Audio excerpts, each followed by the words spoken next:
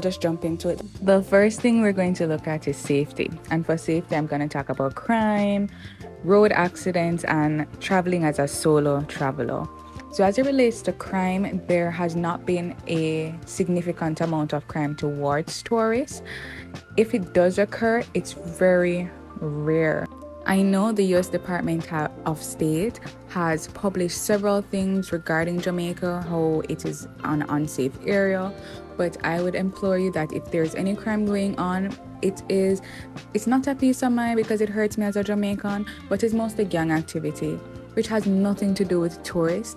Yes, there are some parishes like Westmoreland and St. James that are typically hot spots, but trust and believe, if you're a tourist, you're not going to go in communities that are hot spot. You're going to go to tourist areas, so it will not affect you. So to be frank, you have nothing to worry about. Even tourists or even missionaries who do go in those hot areas or crime-ridden areas, they are rarely affected. The second thing I'd like to touch on is road accidents. And I've observed that there has been a lot of road accidents on tourist roads or areas that are highly tourist areas. Those who are coming from America, just remember that in Jamaica we drive on the left side of the road while you guys drive on the right side. So just bear that in mind. The last thing I'd like to touch on is solo travelers. So firstly, for female solo travelers, I believe that as a woman, you have a special precaution or alert system that you want to keep in mind always. It doesn't matter where you go, so just always keep that in mind. Be careful of your surroundings. Remember, there are pickpockets. Ensure that you carry something that you are comfortable in. Ensure that your luggages are secure. Ensure that when you carry bags, you do not have too much. You are able to manage properly, function properly. Second thing we're going to look at is money. So when I talk about money, you have in Jamaica we use Jamaican dollars. As tourists, you have the option to use US dollars. For euros, I'm not really familiar with if euros are really accepted overall. It probably is, but what I would definitely recommend, no matter which currency you're using, absolutely change it to Jamaican dollars. Reason number one, to have to I've seen a lot of tourists like what is that in US dollars? Like no, I'm sorry if that was a bad try, but it's just best if they say 500 Jamaican dollars, you have your 500 Jamaican dollars. And I'm going to show you what each dollar or each note looks like. But it's just best you have that because, for example, the FX rate does change, and it's not a big change, but it does sometimes change daily. So sometimes it's 1 to 56. $1 US equal $156.20 Jamaican dollars, and the next day it might be 156.25, for example, right? But it's just always best because what these hotels or attractions do, let's say the rate at our bank is 156, right? And something costs $500. They're not going to use the 156 rate. They might use the 170 rate. So if it's 500 Jamaican dollars, they might say it's $5 US, when it's actually $3 US if you had converted your money, or $3 US something if you had converted your money. It would be a bit cheap, and over time you'd save more because if there's a $5 US, then when you 5 times 156 is 700 and something. So technically a $500 item you're paying 700 and something for. And this is just a rough example, but it does happen. Okay, so convert the money. So now I'm going to show you what each note looks like. Now for Jamaica, when you come here, we are changing over currency to some new notes, to some plastic type of notes. I don't know the word, but it's some plastic type of notes, from paper to that type of note. So when you come here, there might be a note that value is the same, so $100, but they look differently. All right, so here we go. Here is what I'm talking about. So this is the old note, $50, and there's the new $50 here. Now what I'm saying is we still use both notes. So if you were to get back $50 change and you receive either of those, you're good. This is the old $100, and this is the new $100. This is them together. The new notes, which are the more plastic ones, what I've realized, they stick together.